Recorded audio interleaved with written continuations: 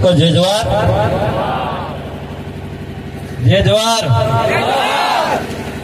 आज राणा पंजाब भील की धरती पर कोटड़ा आदिवासी यहाँ पे आज मुझे ऐसा विश्वास और भरोसा हुआ कि मैं पहली बार आया हूँ यहाँ पे, और कोटड़ा में मैं रास्ता देख देख के आ रहा था और सोच रहा था मैं कि कोटड़ा के अंदर आदिवासी की संख्या कितनी होगी, कितनी सभा में कितने लोग आएंगे।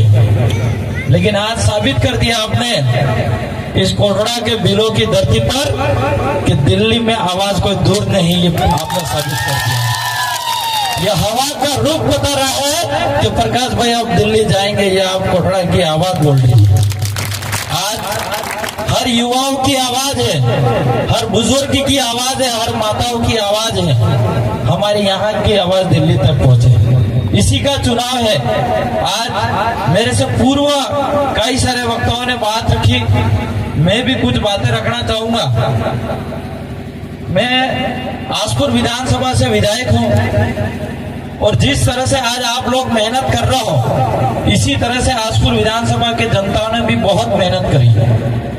जब मैं 2018 के अंदर चुनाव लड़ा तो मात्र 2500 वोटों से हारा था, और 2023 के अंदर चुनाव लड़ा 5 साल के कार्यकर्ता और हमारी सबकी मेहनत रही, 30,000 वोटों से जीत के आपके बीच में।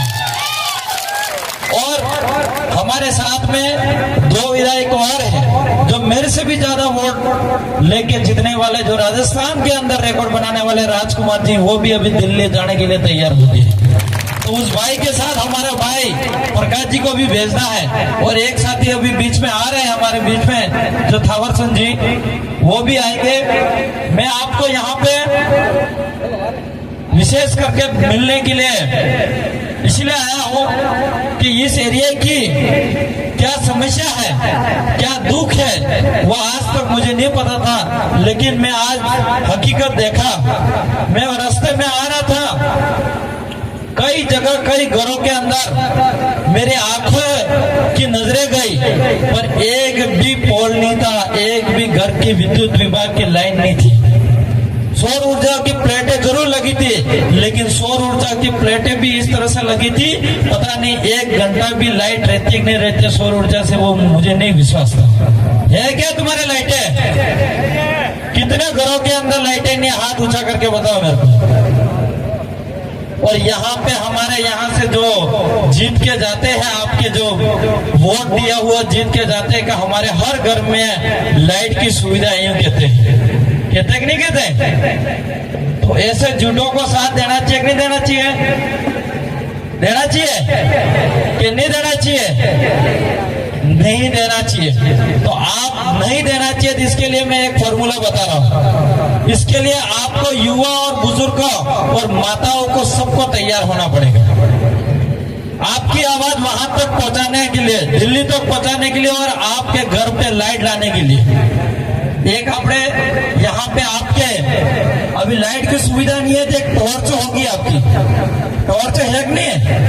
मैंने 3 की एकता लाने की जरूरत है बोला है। एक तो युवाओं की, एक बुजुर्गों की और एक महिलाओं की। तो 3 जो एक टॉर्च होता है, इस टॉर्च के अंदर 3 सेल आते हैं। 3 सेल आते नहीं आते? और वो 3 सेल एक जैसे लगते हैं और बटन दबाते हैं तो ही लाइट उज्ज्वला होता है। अगर वहां एक बैटरी के अंदर 3 सेल है और 3 सेल अलग अलग मुंह से रख दे, तो क्या वो उज्ज्वला होगा कि नहीं होगा? नहीं होगा उज्ज्वला। तो इस बैटरी के अंदर 3 सेल जिस तरह से एक ही लाइन में रहते हैं और उज्ज्वला होता है, इसी तरह से आपको युवा और बुजुर्गों और माताओं को एक होना पड़ेगा। आपके इस कोटड़ा धरती पे उजाला होगा, ये मैं आपको साबित करना चाह रहा हूँ।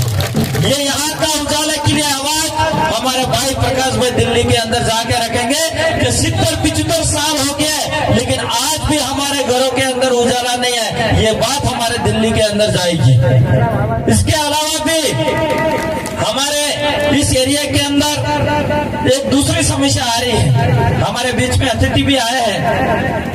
यहाँ इस एरिया के अंदर अभी हमारे भाई जो विधायक प्रत्यक्ष रहे भाई दिनेश भाई बता रहे थे कि एमएलए साहब यहाँ पे सबसे ज्यादा दिक्कत है वन विभाग एरिया है, और इस वन विभाग एरिया के अंदर मकान के पट्टे तो ठीक है, लेकिन जमीन के खातेदारी वो पट्टे तक नहीं मिलते हमारे लोगों को। तो मैं एक कहना चाह रहा हूँ कि इस एरिया में सबसे ज्यादा आदिवासी है कि नहीं है कि नहीं है? तो मैं ये कहना चाह रहा हूँ, आपको पूछना चाह रहा हूँ कि आदिवासी पहला आया कि वन विभाग पहला आया? आदिवासी पहला आया कि वन विभाग पहला आया? तो यहाँ की जमीन किसकी? आदिवासी की है कि नहीं? फिर ये लोग किस तरह से अपना पे हक जमा रहे? ये आपको लड़ना पड़ेगा, आपको हक को जानना पड़ेगा, हमारे कानून को जानना पड़ेगा, तब जाके ये लोग हमसे पीछे हटेंगे। आज हम लोगों ने जितने नेता बनाए वो नेता उन्हीं के लोग थे, इसलिए आज हम लोगों को हमारे मकानों के पट्टे नहीं मिल रहे, जमीन के खातेदारी नहीं मिल रही। आज मैं एक इतिहास उठा के पढ़ता हूँ, मैं कभी देखता हूँ, यहाँ इस एरिया के अंदर जितने भी वन विभाग के अंदर जितने भी बाउंड्री करके दी है वो आदिवासी ने दी है, दिए कि नहीं दिए? कई सारे ऐसे बुजुर्ग होंगे जो इस पहाड़ी के आसपास पूरी बाउंड्री करने वाले आप लोग होंगे, और वो भी 1 रुपया और 50 पैसे के अंदर बाउंड्री करके आपने दी होगी, दिए कि नहीं दिए मेरे? तो ये जमीन पहले अपनी ठीक नहीं थी, लेकिन आज इस जमीन पे सरकार कब्जा करना चाहती है, और सरकार नहीं तो आसपास के जो पूंजीवादी है, बिजनेसमैन लोग हैं, उनकी जमीन पे नीतियां खराब हो सकती है। इसलिए भाइयों मैं आपसे कहना चाह रहा हूं, आप लोगों को जगना पड़ेगा। आज हमारे आसपुर विधानसभा के जनता ने मुझे जिता के भेजा, तो वहां की सुरक्षा करना मेरा फर्ज है। आज यहाँ की आपके इस एरिया के अंदर जो 8 विधानसभा आती है, जिसमें आसपुर विधानसभा भी आती है, और दरियावाद विधानसभा आती है, सोलंबर आती है, आपके जाडोल आती है, गोकुंदा आती है, उदयपुर मेन और ग्रामीण और खेरवाड़ा विधानसभा, और 8 विधानसभा के अंदर एक आदमी अपना जीत के जाएगा। दिल्ली के अंदर 8 विधानसभा का सुरक्षा दिलाने का काम ये भाई श्री प्रकाश जी करेंगे। लेकिन इस भाई को जिताने के लिए आपको एक बार मेहनत करनी पड़ेगी। मेहनत करोगे कि नहीं करोगे? ये भाई हर घर पे नहीं जा सकता है, हर गांव के अंदर नहीं जा सकता है, हर पंचायत के अंदर नहीं जा सकता है, हर पाल के अंदर ये भाई नहीं जा सकता है। वहां पे पहुंचना और वहां पे हमारा सिंबल 4 नंबर पे बताने के लिए हम लोगों को जाना पड़ेगा। जाना पड़ेगा कि नहीं पड़ेगा? तैयार हो कि नहीं हो? कितने हो देखे हाथ खड़ा करके बताओ मेरे को। जरूर मुझे भरोसा और विश्वास है कि यहाँ कोडोड़ा की धरती पर एक घर के अंदर अगर 4 वोट है या 10 वोट है, तो 10 से 10 वोट दिलाने का काम रहेगा। अपना भाई प्रकाश भाई 4 नंबर पे निशान पे, और आपने घना खरा भक्ति भी करता होगा। अपने आदिवासी समाज जो है पूर्वजों को पूजने वाला है, मंगरों को पूजने वाला है, और नदी को पूजने वाला है। और अपने हमारे इधर भक्ति जो चलती है, सतीश सुरमाल जी की भक्ति है, गुरु गोविंद की है, वाल्मीकि जी की है, मावजी महाराज की है। और मावजी महाराज की भी भविष्यवाणी थी कि सोता जुगनी सेलीवारी, क्या भविष्यवाणी थी? सोता जुगनी सेलीवारी कालियों को दौड़ावेगा। कालिया कौन? आप ही हक नहीं। पहले अगर डोकरों का किसी लड़ाई झगड़ा हो जाता तो डोकरा चलता हुआ गाली देके जाता, जा हमारा कालिया, कई फर्क नहीं पड़ेगा, कहता नहीं कहता। तो ये कालियों का दिन आ रहा है, और वो भविष्यवाणी थी कि सोता जुगनी सेलीवारी, और सोता जुगनी सेलीवारी और 17 नंबर में तो भाई प्रकाश भाई ने निशाना। तो आप लोग किस्मत है कि नहीं है? तो आप लोग किस्मत पूरी है। और भगवान अपने जटला भी अपने कुल देवी ने माना है, अपने नदी नाला ने माना है, बाबा डोगरा ने माना है, तो हत्तना आशीर्वाद अपने भाई प्रकाश ने મળ્યો है। એટલે 14 नंबर में सेली वारिया माता अपने निशान આવી गई।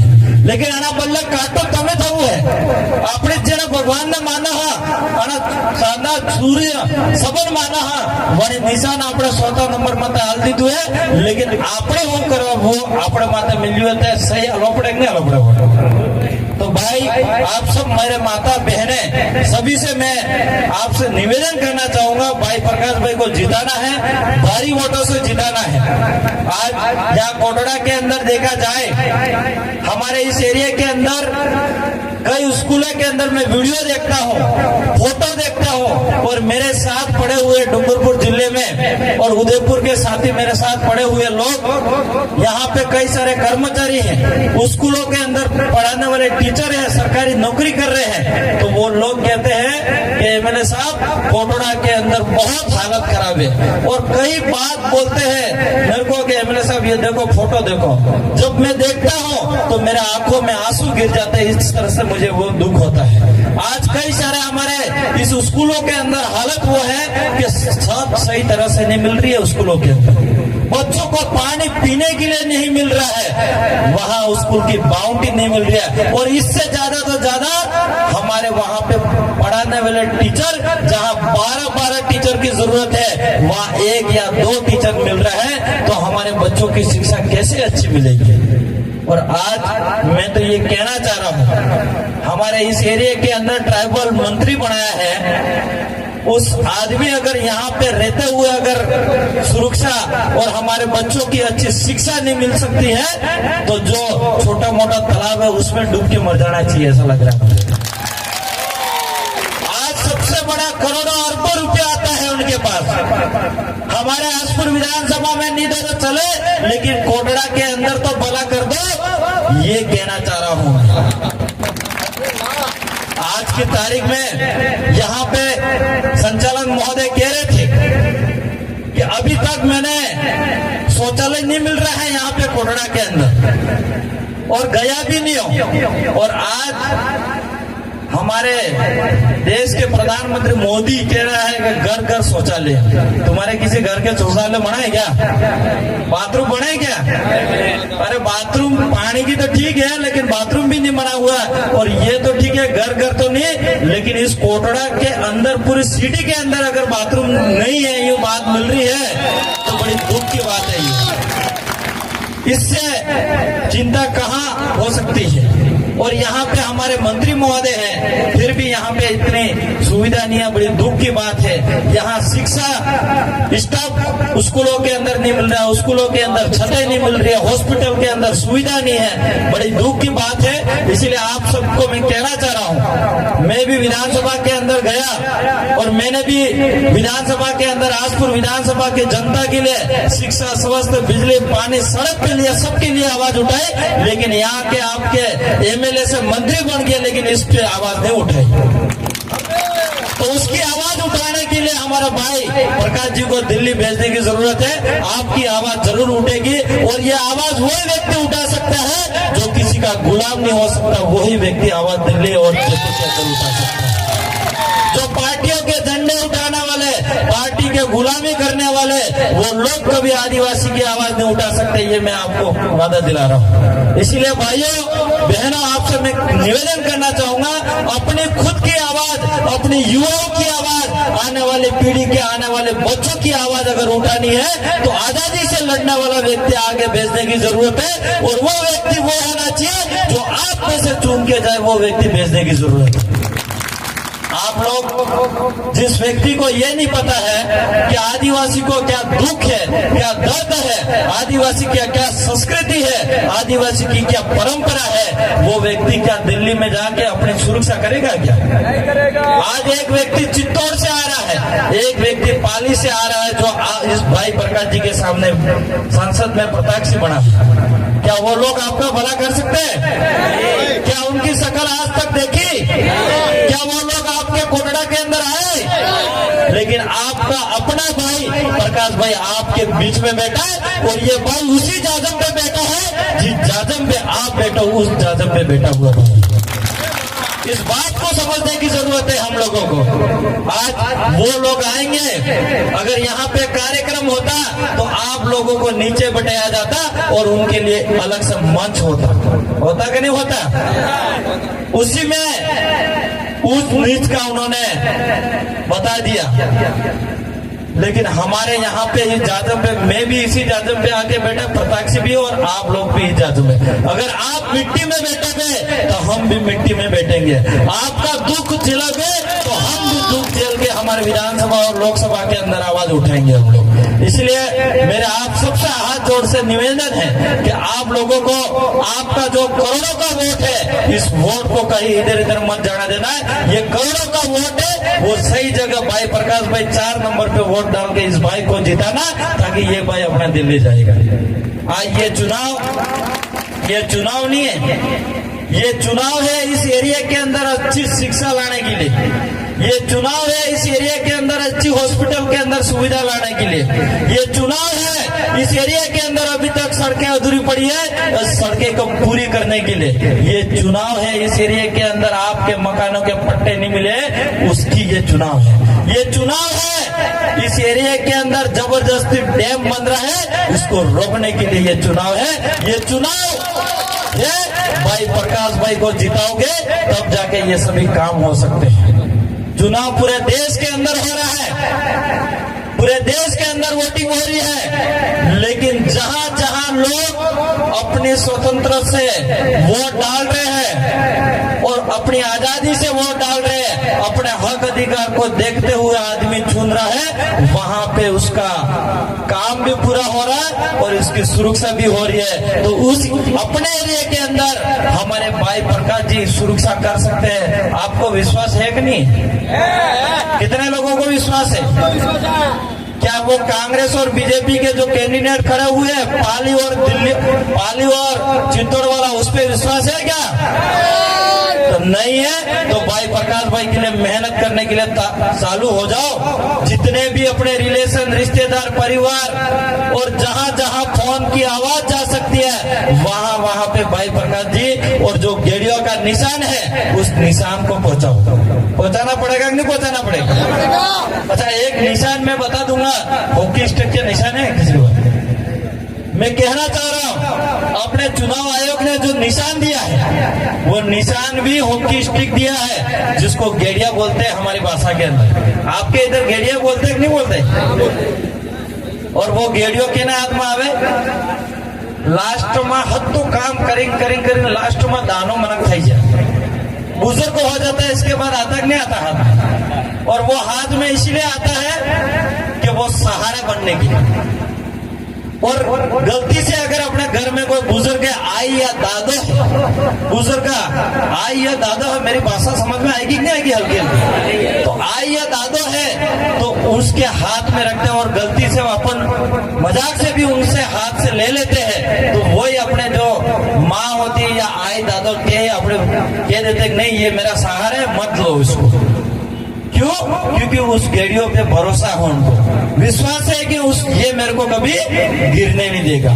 तो इसलिए मैं कहना चाह रहा हूं कि आप सब लोग मिलके इस गेड़ियों को 4 नंबर पे वोट डालोगे तो ये सहारा बनेगा अपनी जनता का, और कहीं भी अपने समाज को गिरने नहीं देगा, ये मैं आपको वादा दिला रहा हूं। इसलिए आप सबको बहुत मेहनत करनी है। हमारे युवा साथी रात दिन मेहनत कर रहा है। ये जो निशान है अपने, निशान है कि नहीं? ये सहारा है कि नहीं? ये सहारा अपना दाना मनक खाई मजे में हेडेक नहीं हेडेक, तो यही सहारा है। और उनपे इस पे ज्यादा भरोसा होता है, तो इस पे 4 नंबर पे वोट डाल के जिताओगे, ये जरूर हमारे प्रकाश भाई सबके सहारा बनेंगे और आपकी सहारे की आवाज दिल्ली के अंदर जरूर उठाएंगे, ये मैं कह रहा हूँ। आज यहाँ पे आपके बहुत सारी बातें हैं जो युवाओं को, कई लोग ये भी कहेंगे कि यहाँ पे युवाओं को पैसा मिल रहा है इसलिए आपके बीच में घूम रहे हैं, लेकिन यहाँ पे जितने भी युवा मेहनत कर रहे हैं ये सब अपने खुद के खर्चे से मेहनत कर रहे हैं। ये टेंट भी लगाया होगा, ये भी लगाया होगा, मंच भी बनाया होगा, तो सबने अपने खुद के खर्चे से ये टेंट और जाजम लगाई होगी। हमारे को पैसा कहीं नहीं मिल रहा है। जो कांग्रेस और बीजेपी के लोग जिस तरह से पैसा बांट रहे हैं आपके बीच में, इस तरह से हम लोग पैसा नहीं बांट पाएंगे। ये प्रकाश भाई भी एक किसान का बेटा है, यहाँ आपके इस एरिया के अंदर लाखों रुपए के अंदर लाखों रुपया बांटने का काम नहीं करेंगे। लेकिन ये मैं जरूर आपको भरोसा दिलाऊंगा, अभी आपके बीच में लाखों रुपए तो नहीं बांटेंगे, लेकिन चुनाव जीतने के बाद लाखों रुपए के आपके इस एरिया के अंदर विकास जरूर करेंगे, ये मैं आपको कहना चाहता हूं। क्योंकि आज यहाँ पे जो रहे हुए 15-15 साल राज कर लिया, मंत्री बन गया, उन्होंने बहुत कमाया, कमाया कि नहीं कमाया? और ये तो बांटेंगे, लेकिन इससे ऊपर वाले जो कलेक्टर हैं वो है,